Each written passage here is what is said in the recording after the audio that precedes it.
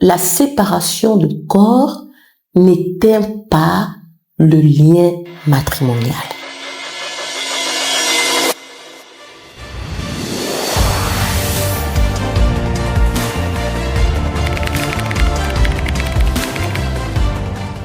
Ça veut dire que les époux mariés et que la femme, comme on le voit couramment au Gabon, la femme décide de partir du domicile conjugal.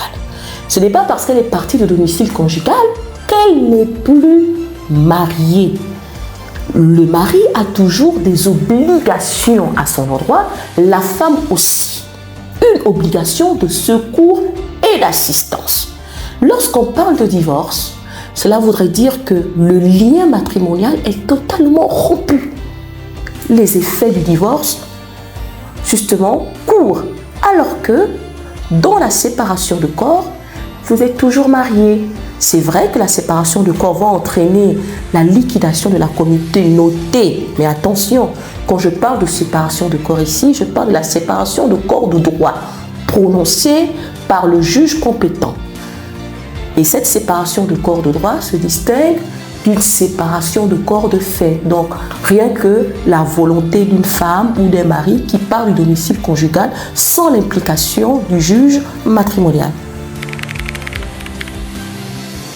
Le livre est accessible à la population gabonaise. Quand je parle d'accessibilité du livre, ça veut dire que les expressions utilisées ont été simplifiées, de telle sorte qu'il puisse être utilisé par les praticiens du droit. Donc les magistrats, les enseignants, les juristes, les étudiants en droit, mais aussi le Gabonais profane qui traverse une situation et qui aimerait avoir connaissance d'un certain nombre de procédures. Nous rendons accessible le Code civil gabonais, notamment les articles sur le divorce et la séparation de corps. Nous le leur expliquons et nous présentons également la pratique judiciaire en la matière. Le livre est ouvert justement au plus grand nombre.